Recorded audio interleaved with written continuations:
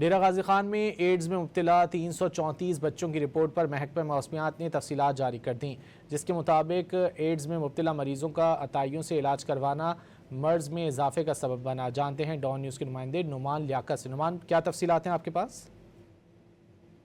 جانب سے بتایا گیا ہے کہ یہ جو کیسز منظر عام پر آئے ہیں یہ 2024 اور 25 میں رپورٹ ہوئے تھے، اور ایڈز کے کیسز رپورٹ ہونے کے بعد محکمہ صحت نے ایک بڑے پیمانے پر کمیٹی تشکیل دی تھی، جس میں مختلف این جی اوز بھی شامل تھی۔ 64 سے 11 مریض رپورٹ ہونے کے بعد کمیٹی کی مدد سے وہاں پر 50,000 آبادی کی سکریننگ کی گئی تھی، اور 7 یونین کونسل سے 12 سال سے کم عمر 331 بچوں میں ایڈز کی تصدیق ہوئی تھی، اور کمیٹی کے مطابق کیسز بڑھنے کی جو سب سے اہم وجہ اس وقت سامنے آئی تھی وہ سکریننگ کے بغیر خون کا استعمال اور استعمال شدہ سرنج جو تھی اس کا بار بار استعمال کیا جاتا تھا، جس کی وجہ سے کیسز بڑھے تھے۔ تاہم اس کیسز بڑھنے کے بعد جو محکمہ صحت ہے ان کی جانب سے ایک کمیٹی جو بنائی گئی تھی، ان کے ساتھ ہیلتھ کیئر کمیشن کی مدد لی گئی، اور 240 جو عطائی ڈاکٹر سے ان کے کلینک سیل کیے گئے، 9 پر ایف آئی آر بھی درج کی گئی تھی۔ تاہم یہ بتایا جا رہا ہے کہ یہ کیسز جو ہیں وہ 2024-25 کے تھے۔ جی، ڈیرہ غازی خان میں ایڈز میں مبتلا 334 بچوں کی رپورٹ پر محکمہ صحت نے تفصیلات جاری کر دی ہیں۔ نعمان لیاقت ہمیں تفصیلات سے آگاہ کر رہے تھے، بہت شکریہ۔